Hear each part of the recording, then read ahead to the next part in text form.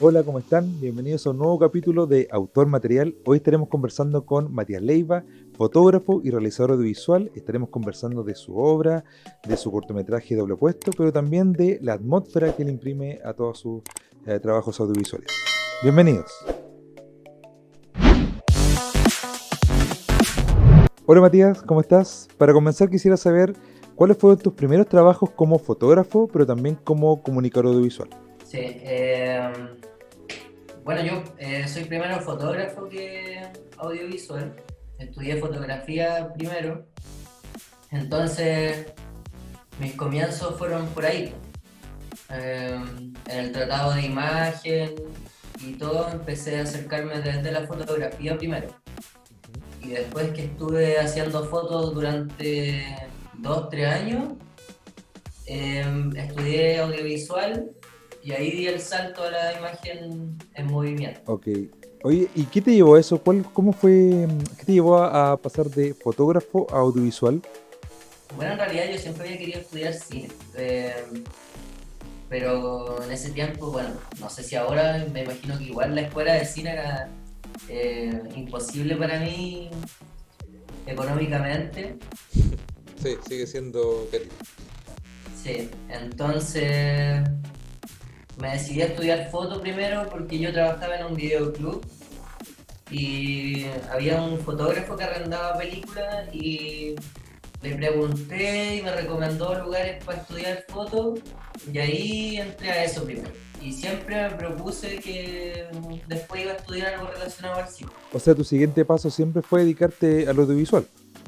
Sí, ¿Qué te motiva a seguir trabajando como audiovisual? es la pasión que uno siente igual por el cine, eh, por todo lo que le ha entregado a uno como persona igual. A nivel formativo, yo encuentro que el cine me ha entregado muchas herramientas para enfrentar la vida, entonces esa vuelta de mano y también la vuelta de mano a mi mamá, que lo que siempre alimentaba mis ganas de ver películas era ella. Entonces, no sé, pues siempre me pasaba una luca para arrendar una película en el videoclub y todo. Entonces, esa memoria eh, siempre me ha motivado a mí a seguir. Cuando de repente me canso y digo, puta, ya, no se puede acá, ya, chao. Me acuerdo de esos momentos de mi mamá pasándome la luca, Oye, regalándome qué, CD, no sé. oye, qué bonito ese reconocimiento a tu mamá. Qué bonito, de verdad. Sí, pues. Oye, Mati, en tus trabajos, ¿cuáles son tus referentes, los que siempre tú te das cuenta que se van repitiendo? ¿Cuáles serían? Eh, Encuentro que el tema que más se repite es el uso del color. Como yo tengo problemas con el color, me cuesta reconocer colores porque tengo un cierto grado de daltonismo. Mira. eh, Utilizo siempre luces que me llamen la atención. Por ejemplo, ahora tengo esta luz que yo veo azul, a lo mejor es verde, qué sé yo. Pero eso como que estimula mucho mi cerebro. Entonces lo trato de aplicar siempre a las cosas que hago. Ya. Y claro, mis referentes siempre han sido lo mismo. He entrado a directores o a películas siempre por el color y me he encontrado con cosas interesantes. Paul Schrader me gusta mucho, por ejemplo, los colores que usaba en Michima Ah, mira, o en sus bien. películas antiguas. Ah, No sé, pues, Argento, Nicolas Winding Refn, todo ese tipo de directores como que me estimulan mucho porque son muy visuales también. sí, bueno, ahí enganchamos de ahí el título de este capítulo, porque tiene que ver con la atmósfera en general de lo que tú le imprimas a tu obra, los colores, cómo trabaja y tu referente. Así que ahí enganchamos súper bien de lo que estamos conversando. Sí, bueno, Wayne Rep también tiene un grado de daltonismo, que igual cuando vi una entrevista de él me enseñó a cómo darle vuelta un poco a esto, Ujú. como si el tipo podía en realidad siendo daltónico utilizar los colores así, yo también podía. Sí, claro, por supuesto. Oye, vamos a ver tu cortometraje doble puesto y luego seguimos conversando un poco más. Ya.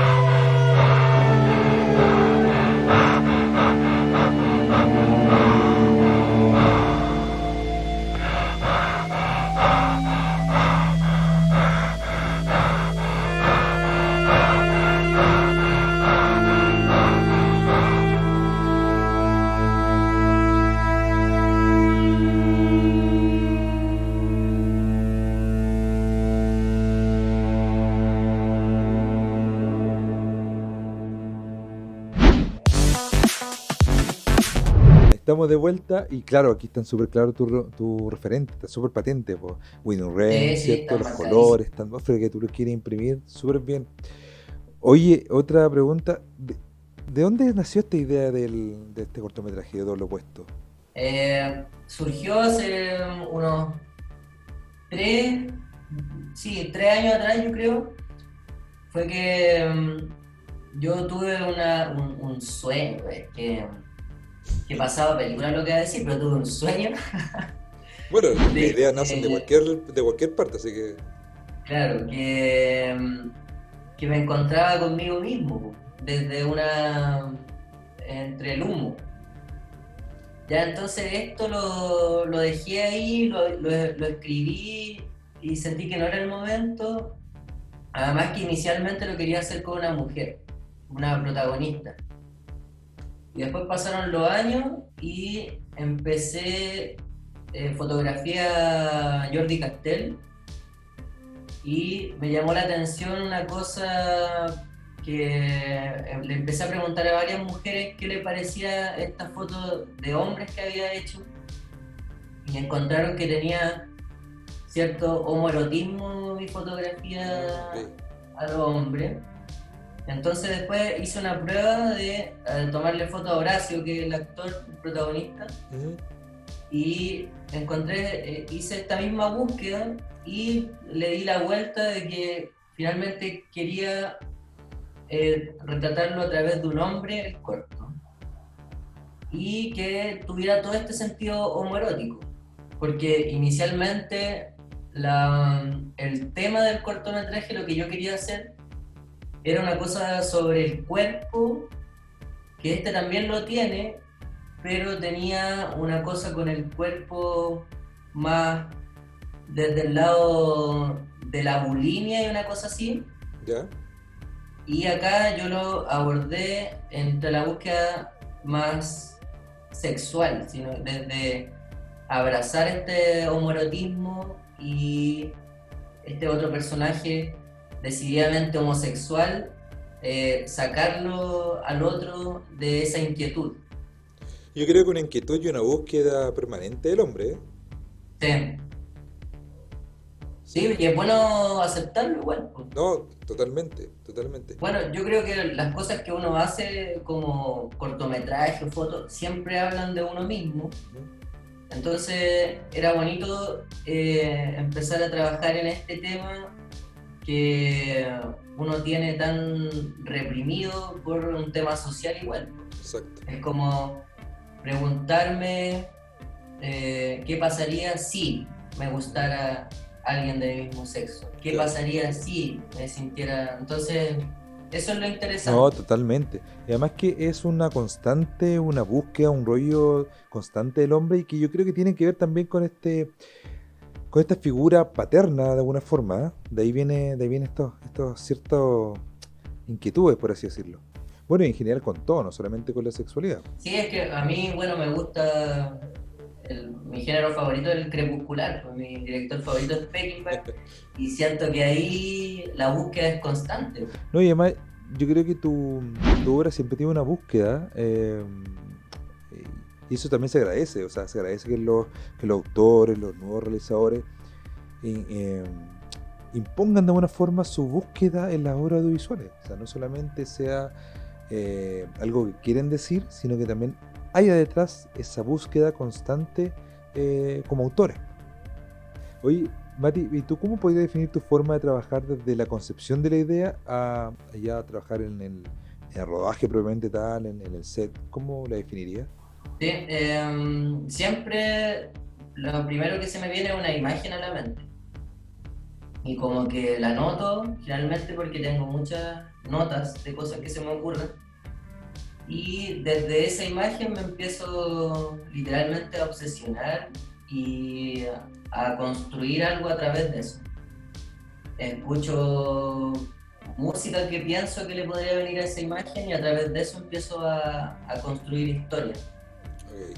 Pero generalmente soy muy visual, yo creo que eso tiene que ver también con mi formación como fotógrafo, No, que trabajo más desde eso evidentemente, que claro. otra cosa. Oye, si bien los referentes están súper claros en tu obra, cómo ellos participan, cómo tú los involucras en el trabajo que estás haciendo. Bueno, principalmente el color, y lo que yo siempre digo y pongo como ejemplo es el tema de construir géneros.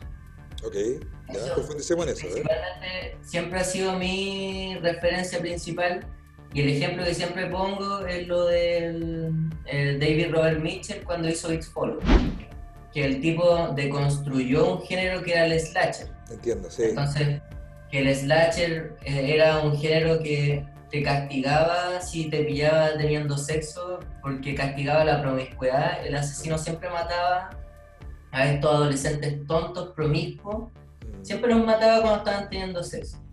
Entonces, el Robert Mitchell lo que hizo fue deconstruir todo esto y utilizar la música inspirada en la música de Carpenter, del sintetizador, y construir toda una película a través de este género, pero darle la vuelta a que en vez de que haya un asesino, el asesino principal era una enfermedad de transmisión sexual. Claro. Sí. Entonces, eso yo encuentro que formo parte de esa escuela, de la deconstrucción de género cinematográfico. No, y además es interesante porque se está utilizando el género, o sea, se viene utilizando hace rato, pero me refiero a que mayormente ahora, estos nuevos realizadores norteamericanos, ¿cierto? Están utilizando el género, ya sea la acción, el terror u otro tipo de género, y sobre todo el terror, ¿cierto? Por eso es tan interesante lo que hace Mitchell, ocupar el terror para hablar de otras cosas, ¿cierto? En esta búsqueda nuevamente que están haciendo los realizadores. Sí, hay varios autores nuevos que son re buenos. O sea, por ejemplo, uno pone de ejemplo que de esa misma camada de la época del Robert Mitchell, encontráis a la Jennifer Kent, a la australiana de Babadook. Buenísima, buenísima. Que finalmente la tipa lo que hacía era una película de terror, pero que su subtexto era una depresión total por la pérdida del marido y cómo Exacto. ella odiaba al hijo a través de eso, y eso se convertía en un Babadook. Exacto. Entonces también aparece el director de The Witch, que ahora hizo The Lighthouse, y también para mí The Lighthouse es una película increíblemente homoerótica, tiene una tensión sexual entre esos dos protagonistas hombres, que es cuática. Sí, yo encuentro entretenido esto de jugar con los géneros para decir otras cosas. Lo vemos en la animación, ¿cierto? En películas infantiles para niños, bueno, y también para adultos. Pero también en el western uno dice, pucha, el western solamente se puede trabajar en Estados Unidos porque ahí tienen solamente vaqueros, claro. Pero no, aquí en Chile también tenemos nuestros propios vaqueros, tenemos nuestros guasos en el sur, ¿cierto? Y que también pueden trabajar y que también podemos trabajar, ¿cierto? Como realizadores, el western, ¿por qué no? Es que claro, por eso también, por ejemplo, la actualización del western hoy en día, el neo-western, nace casi todas las ideas que hicieron Peckinpah y John Ford con el Crepuscular, que eran este oeste que se estaba acabando por la modernidad de los trenes y todas estas cosas que representaban el capitalismo, y este hombre que no sabía hacer las cosas de otra forma y no sabía para dónde ir.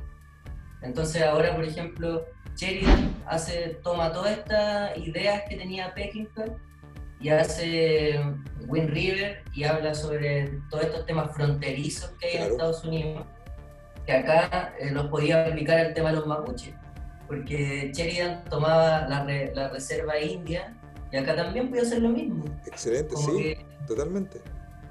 Entonces hay varias cosas que podía aplicar acá que no se aplican lamentablemente. Pero eso yo creo que es un desconocimiento de no entender ciertos géneros cinematográficos.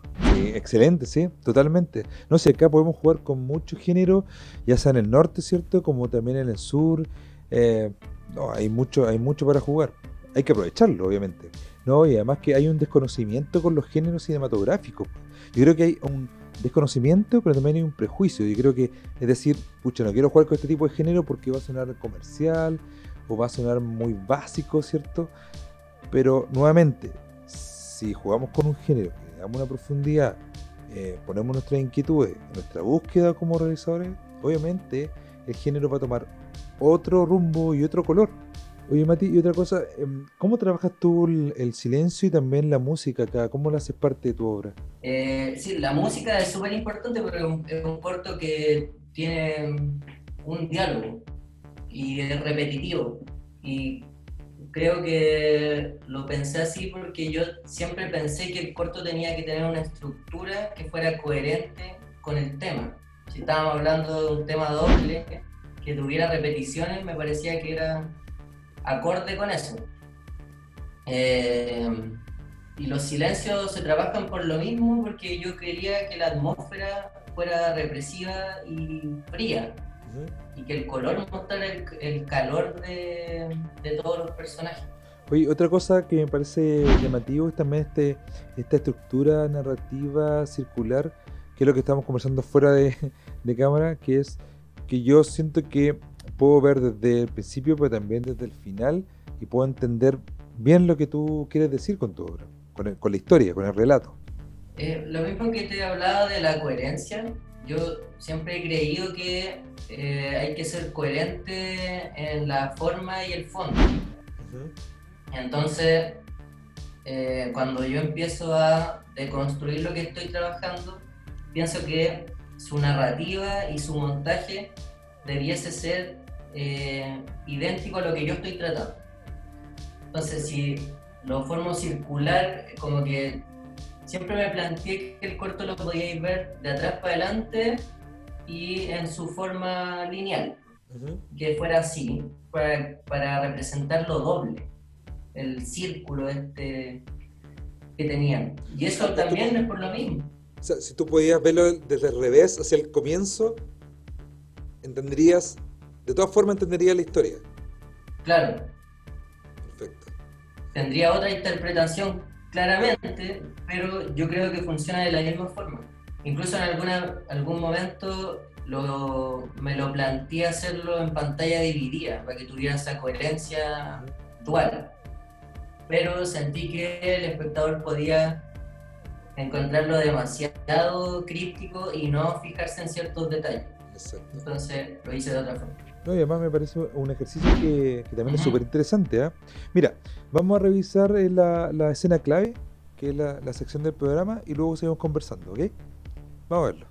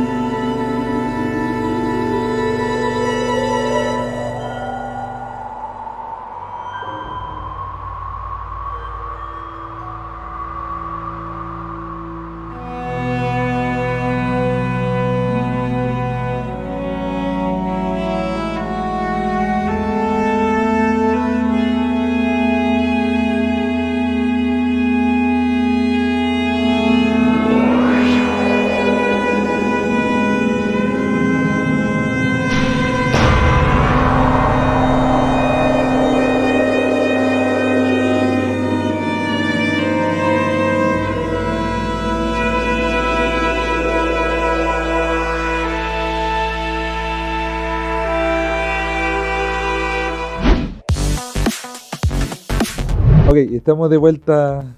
Mati, cuéntanos qué nos quieres contar, qué nos quieres dar a conocer, qué nos quieres mostrar con esta escena clave que elegiste. Es el retrato del personaje.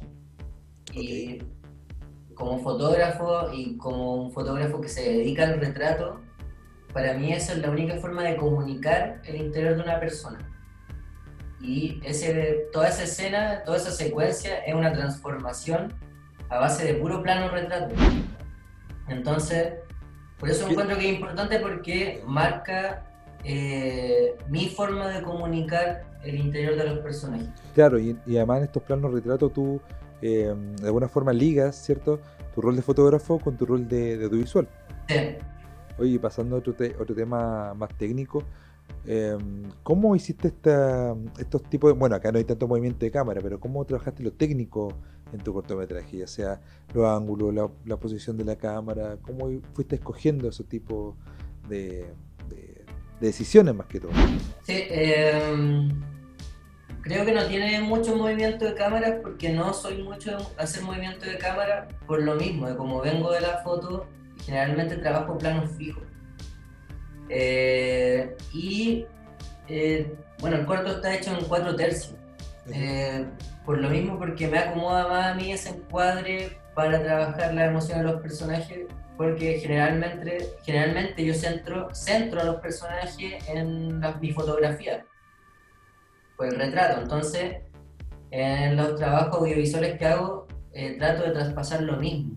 Bueno, y acá además hay un bonito trabajo de postproducción. ¿Cómo trabajas tú la imagen, el color acá en tu obra? Bueno, el nivel del montaje, como hablábamos antes, trato de ser coherente con lo que estoy contando. Entonces, trabajar un lenguaje y una narrativa coherente a lo que estoy contando. Y el color, en general, no lo trabajo tanto en la postproducción porque ya lo tengo pensado cuando estoy haciendo las cosas. Entonces, como también aplico una forma de trabajar mis fotos que siempre la uso con las luces que tengo, no sé, pues luz natural, que es lo que más uso, Ujú. trato de que en las cosas audiovisuales que hago siempre sea la luz del lugar, Ok, para yo no intervenir en eso. perfecto. Entonces, Claro. no es como que yo me fijo tanto en que voy a iluminar de este costado, no. Yo trato de improvisar de cierta forma con lo que uso. Y además acá nuevamente vemos que aparece tu rol de fotógrafo, ¿cierto? Para utilizar bien también la luz, como tú dices. Ocupa la luz de alguna Sí. forma naturalista dentro de la obra. Oye, y además este personaje principal eh, que me llama la atención, ¿cómo lo fuiste trabajando en este personaje que se encuentra a sí mismo de alguna forma? La creación fue un poco también en una mirada a mí mismo desde el lado que yo considero que soy una persona al principio como muy fría. Me cuesta, me cuesta mucho relacionarme con las personas, tengo muy pocos amigos, pero buenos amigos, Poco, pero bueno. pero, pero creo que me cuesta, siento que mi rostro no es tan expresivo. Entonces, mis personajes en las fotos y en los cortos, generalmente son personajes que no hablan mucho corporalmente, sino que con la vista hablan mucho. Entonces, este personaje está estructurado desde esa misma forma, de cómo yo me miro a mí mismo y cómo miro a las personas a través de esa forma de relacionarme y los conflictos internos que tiene cada uno, desde las personas que retrato a los personajes ficticios que muestro en los cortos. Oye, pero ¿y el conflicto cuál sería del personaje? Más allá de esta búsqueda que él está haciendo de sí mismo. El conflicto central del personaje es un tema de identidad, es un tema de sentirse algo perdido en la vida y saber está en el corto de su otra personalidad. Creo que tú lo dijiste delante, de alguna forma uno siempre traspasa la experiencia propia a la obra que está haciendo, ¿cierto? Porque es una forma de exorcizar quizá demonios o, no sé, llamémoslo demonios, pero tiene que ver con que también conflictos de uno como creador, que también esto pasa a los personajes para exorcizarlos, ¿cierto? Sí, Es lo que hablamos, este conflicto con el padre, conflicto como hombre, finalmente, que es también lo que tú plasmas en la obra con este personaje.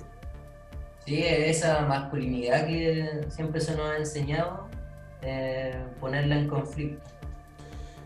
El corto aporta desde llegar a mirarse al espejo también, sacar todos esos temas tabú internos, y creo que también aporta a cine de género autoral que existe poco acá.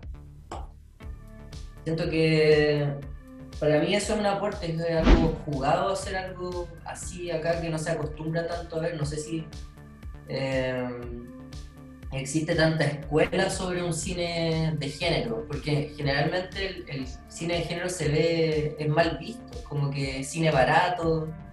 Y sí es cine barato, pero puede ser un cine extremadamente complejo.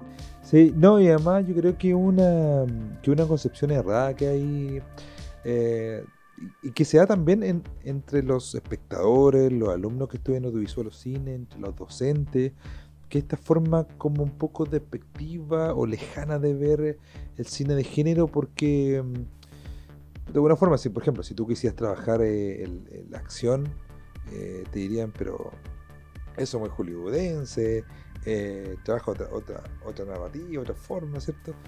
Pero básicamente tiene que ver, y nuevamente lo repito, tiene que ver con lo que uno quiera decir, ¿cierto? Con la inquietud.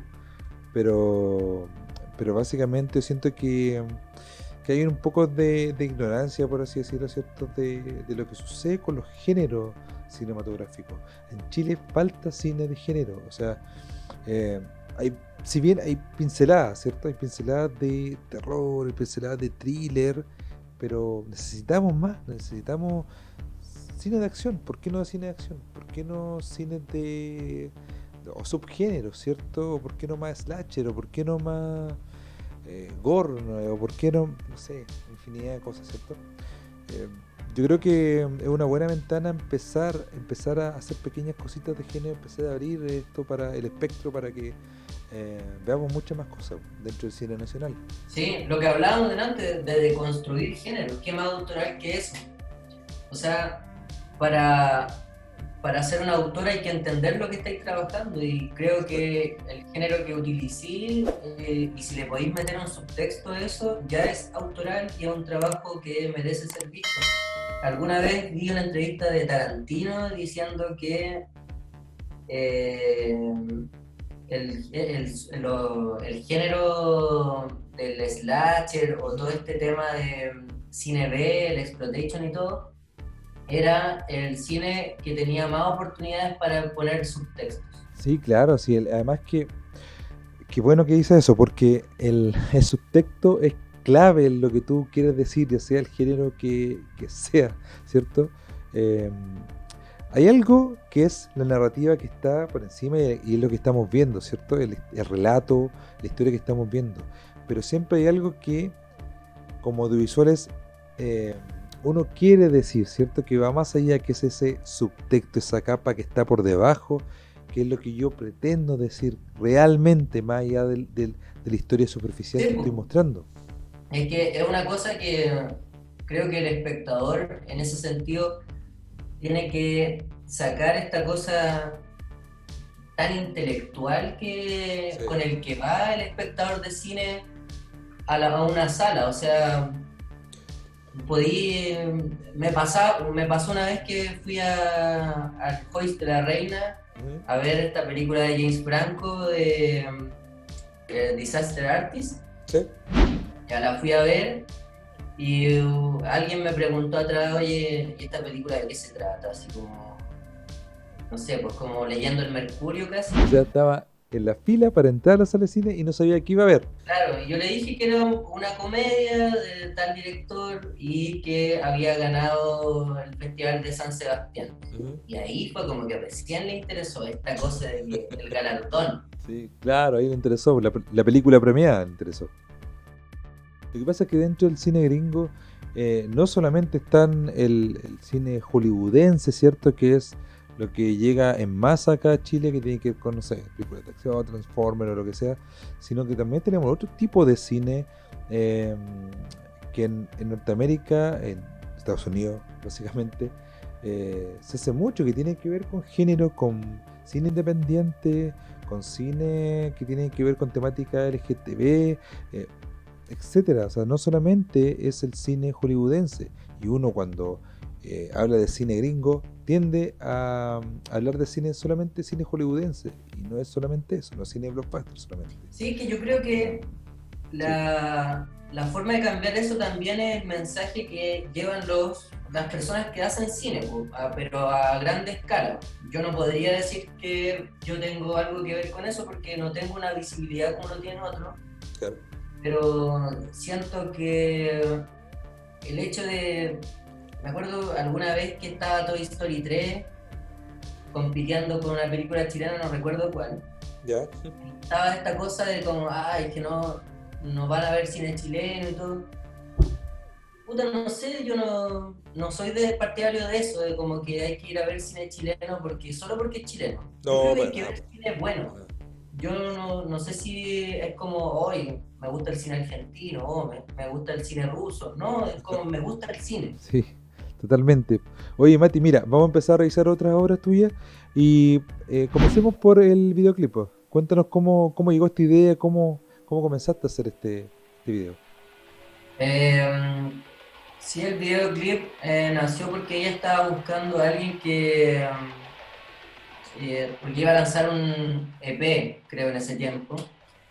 Y yo tenía una idea ya escrita sobre algo y lo adapté hacia una canción que tenía ella. Y le pareció una buena idea y ahí lo trabajamos, lo hicimos en 3 días. Y resultó re bien, lo proyectaron en el Santiago Fashion Film, así que en pantalla grande. Ya, no, y aparte de los referentes que se notan acá nuevamente en tu obra, me llama la atención también este movimiento de cámara. Está bonito el movimiento de cámara. Sí, los colores, los encuadres, de nuevo Exacto. están ahí. Ya, claro, y este es el video ensayo que yo le llamo. Eso es Mala Volá. Cuéntanos un poco acerca de eso, Mati. Sí, el Mala Volada es un proyecto generacional que llamo yo, que es el retrato de una generación que he conocido y que tiene toda esta esencia del cine de Larry Clark.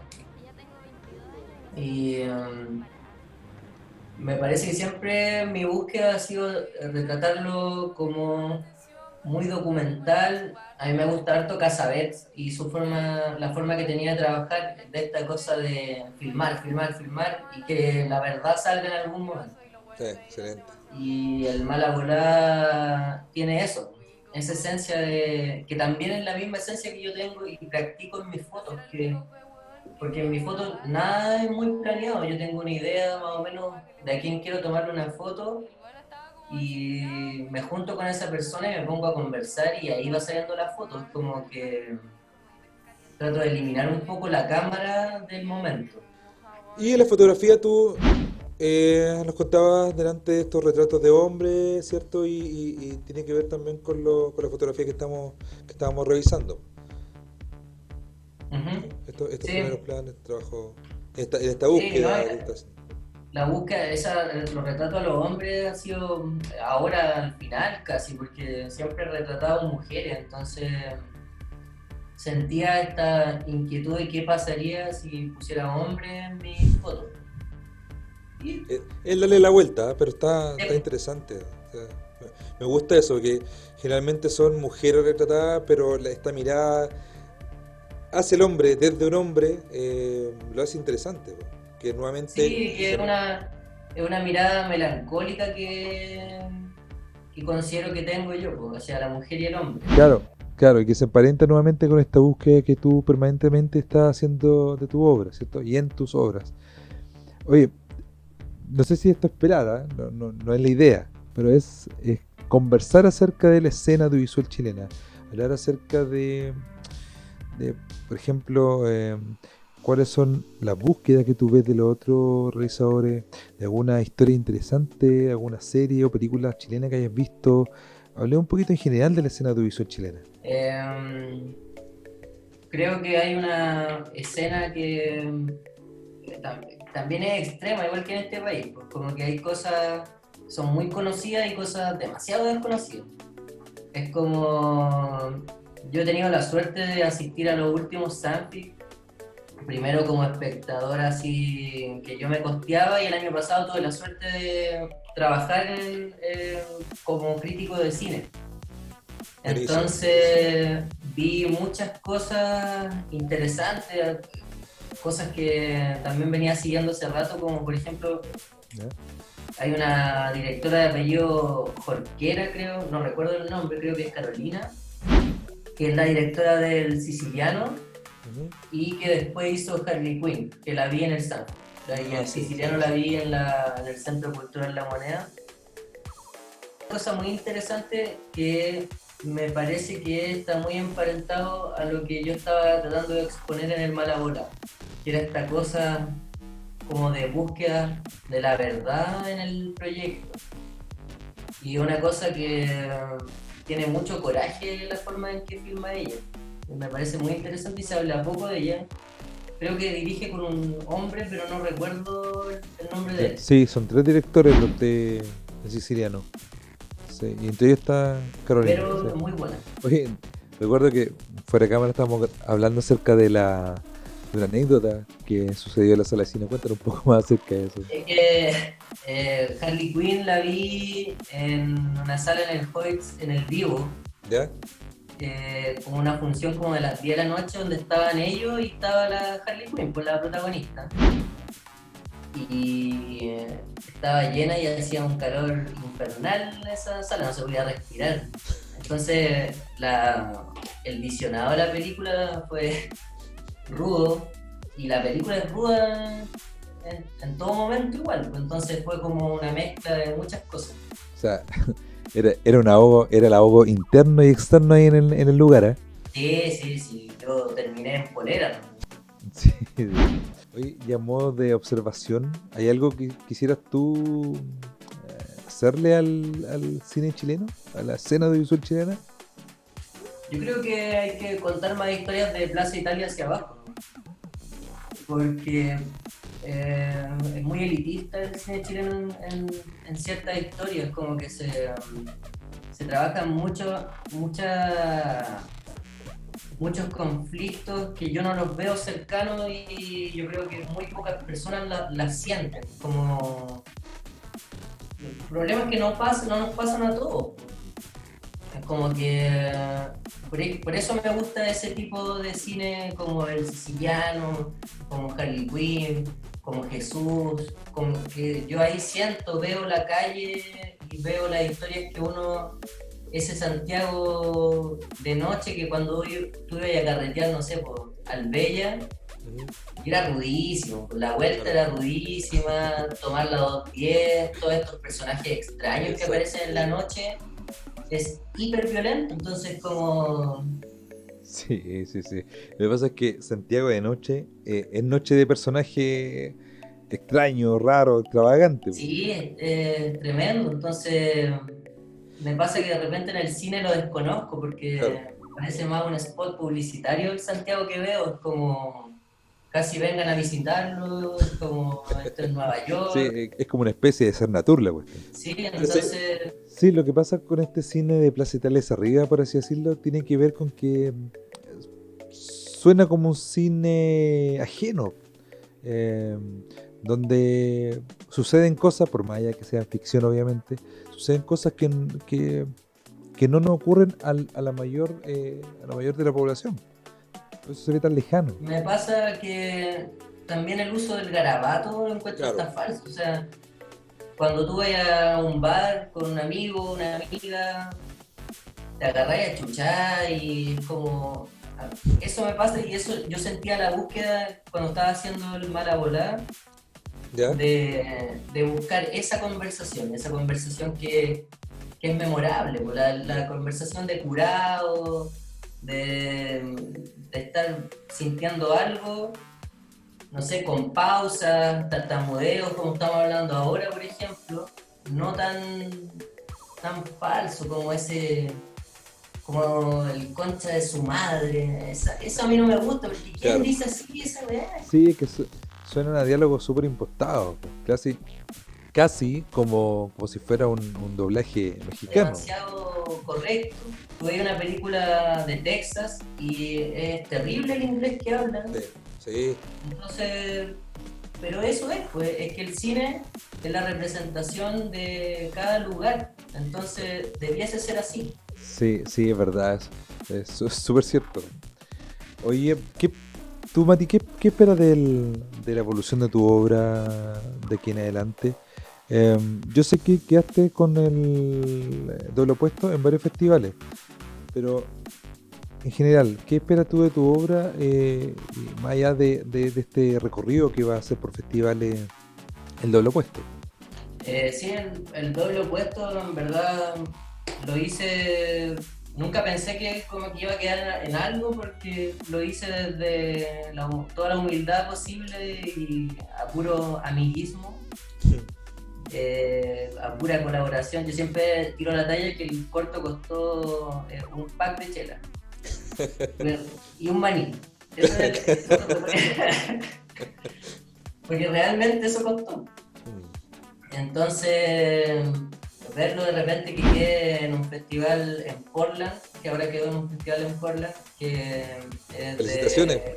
sí, gracias, que es del orgullo,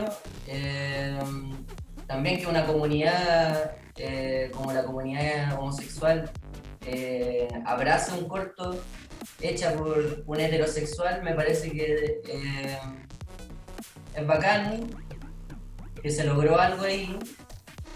Y No, y además otra cosa es que las temáticas son universales, pues si más allá de que sea una temática de amor en Perú, una temática de desamor en Hong Kong, a todos nos suceden estos tipos de experiencias, en todos lados se ve este tipo de temáticas, no solamente propia de una cultura.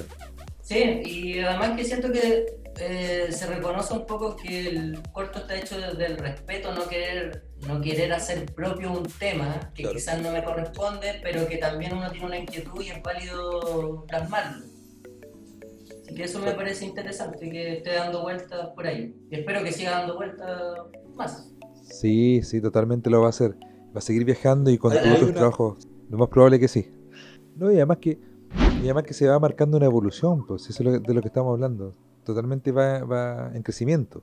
Mati, finalmente, ¿cuál va a ser de aquí en adelante tu búsqueda como autor? Yo creo que seguir trabajando el mismo lenguaje que he venido haciendo porque me parece que la constancia es la base de una creación de un autor.